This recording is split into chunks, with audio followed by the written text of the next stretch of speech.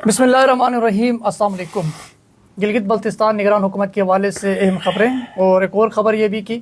Gilgit Baltistan assembly اپنا آئینی مدت مکمل کرنے کے بعد آج رات 12 بجے تحلیل ہوگی۔ وزیر اعلیٰ گلگت بلتستان حاجی گلبر خان اور اس کی کیبنٹ کے وزراء ممبران اسمبلی رات 12 بجے کے بعد سابق کہلائیں گے، اور اس حوالے سے آج اسپیکر گلگت بلتستان اسمبلی نے صوبائی حکومت اور ممبران اسمبلی کو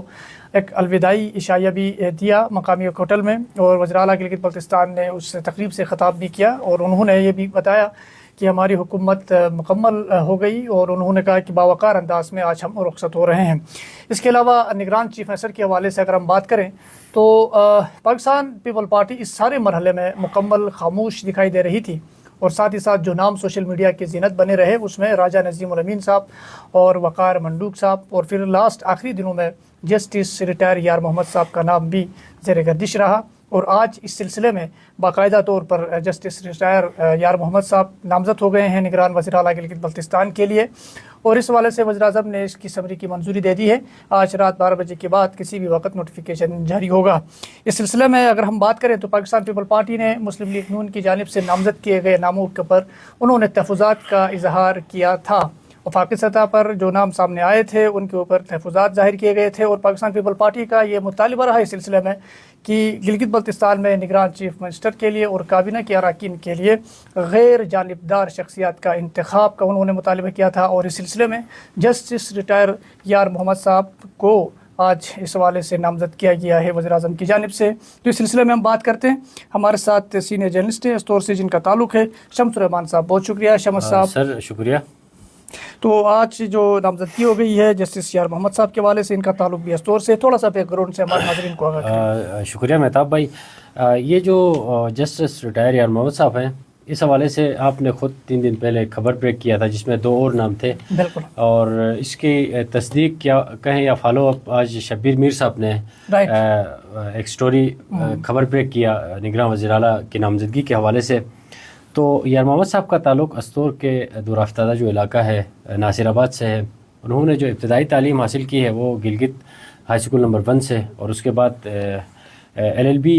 کی جو ڈگری ہے وہ لینے کے سلسلے میں اسم لا کراچی چلے گئے، وہاں سے انہوں نے ڈگری حاصل کی، اور چونکہ اس نے اس ڈگری لینے کے بعد گلگت میں آ کے اس نے نائب تحصیلدار کا ٹیسٹ بھی پاس کیا تھا۔ اس کے علاوہ AJK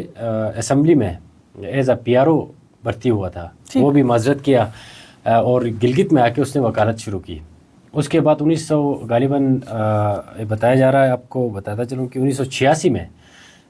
جو مقابلے کے امتحانات ہوتے ہیں پہلی مرتبہ وہ پاس کیا، اور یہ سول جج بن گئے، اور اسی طرح سے یہ سلسلہ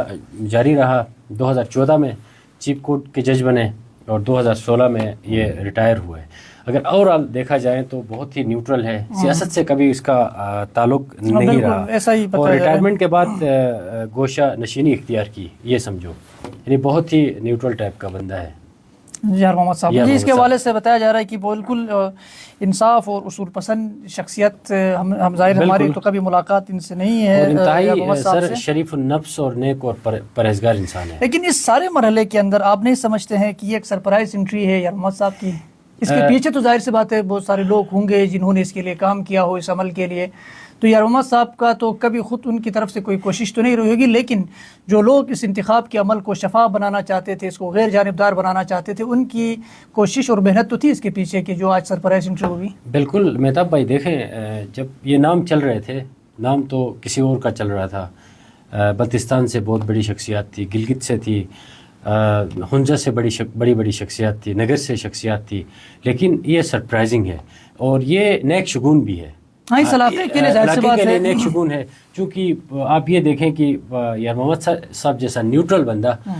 چونکہ بتایا جا رہا ہے کہ نگراں کابینہ میں بالکل نیوٹرل ٹائپ کے لوگ ہوں، تو اس حساب سے جو کرائٹیریا بنتا ہے وہ یار محمد صاحب کے لیے فٹ ہے۔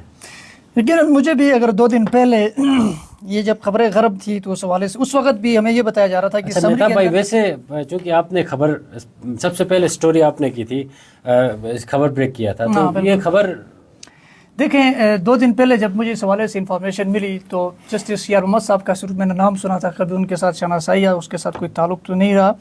لیکن میں نے جب نام سنا تو میرے ذہن میں ایک ہی بات آ رہی تھی کہ شاید کوئی جو ہے آج کل آپ کو پتہ ہے سوشل میڈیا کے اوپر ہر ایک بندے کو کوئی فلاں جو ہے نگران کے لیے موضوع ہے، کوئی فلاں موضوع ہے، اس طرح کی خبریں چل رہی تھی. لیکن میں نے جب مجھے بتایا میرے کسی ذرائع نے کہ جسٹس ریٹائر یار محمد صاحب کی انٹری ہو چکی ہے آج سے صرف 2 دن پہلے کی میں کہانی سنا رہا ہوں، تو میں نے اس کے اوپر تھوڑی سی ایک اور تحقیق یہ کی کہ کاؤنٹر اس کو چیک کرنے کی کوشش کی اور کچھ شخصیات سے میں نے بات کی تو انہوں نے یہ مجھے جسٹس ریٹائر یار محمد صاحب کا بالکل نہیں بتایا. جو میرا پہلا ایک سورس تھا جس نے مجھے بتایا کہ ان کا نام باقاعدہ اس لسٹ میں شامل ہے، اس کے بعد جب میں نے اس کو کنفرم کرنے کی کوشش کی تو صرف مجھے اتنا بتایا گیا کہ یہ جو شخصیت چیف منسٹر ہوں گے یہ بالکل غیر جانبدار ہوں گے، اس کا سیاست سے یا کسی سیاسی جماعت سے دور دور کا بھی کوئی تعلق نہیں ہے. تو یقیناً آج جب شبیر میر صاحب نے یہ خبر بریک کی اور نگران چیف منسٹر جسٹس ریٹائر یار محمد صاحب کا، تو مجھے پھر اندازہ ہو گیا کہ واقعی میں یہ جو شخصیت کا انتخاب کیا گیا ہے وہ یقیناً غیر جانبدار ہی ہے. اور پھر وہ جو بندے جو مجھے بتا رہے تھے شاید وہ سوشل میڈیا میں اس لیے نہیں لگانا یا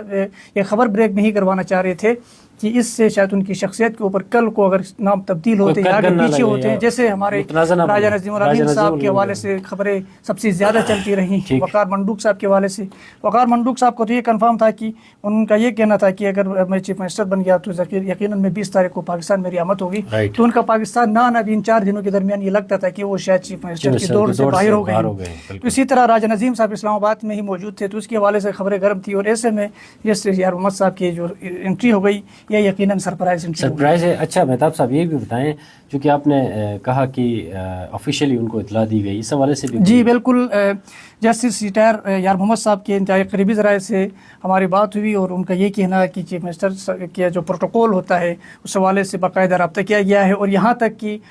جسٹس ریٹائر یار محمد صاحب نے اس حوالے سے بالکل منع کر دیا ہے، کیونکہ جو جسٹس ریٹائر ہے ان کی ایک سیکورٹی آلریڈی ان کے ساتھ فی الوقت تو ہے، چونکہ وہ یہاں پر نہیں ہے، گلگت بلتستان سے باہر ہیں، اسلام آباد میں ہے یار محمد صاحب، تو ان کا گلگت بلتستان شاید کل آمد ہوگی. تو اس سلسلے میں جب وہ گلگت پہنچیں گے تو جو آفیشیل پروٹوکول ان کا ہوتا ہے شاید وہ ان کو فراہم ہوگا.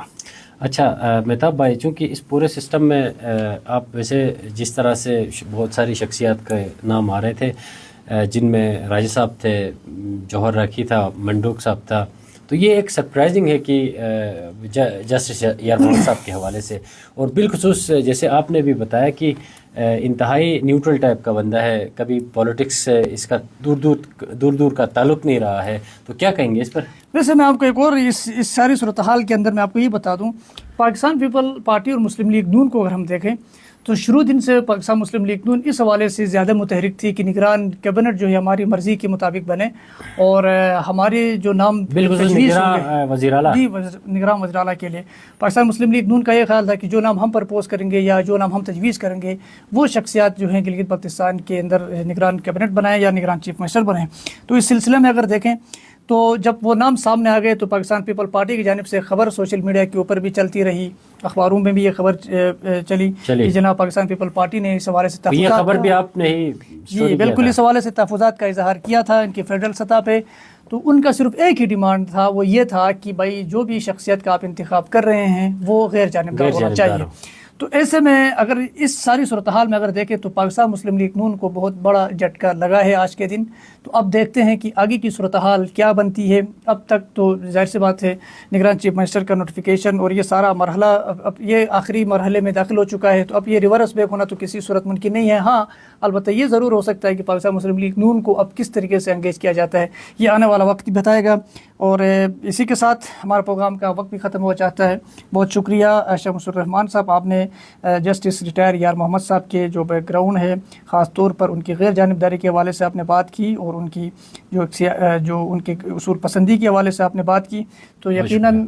گلگت بلتستان کے عوام بھی جسٹس ریٹائر یار محمد صاحب کی جو حکمرانی ہے یا 6 مہینے کے لیے ہوتے ہیں یا 3 مہینے کے لیے ہوتے ہیں یہ بھی آپ ضرور دیکھیں گے. اور مجھے دیجیے اجازت، اللہ نے نگہبان.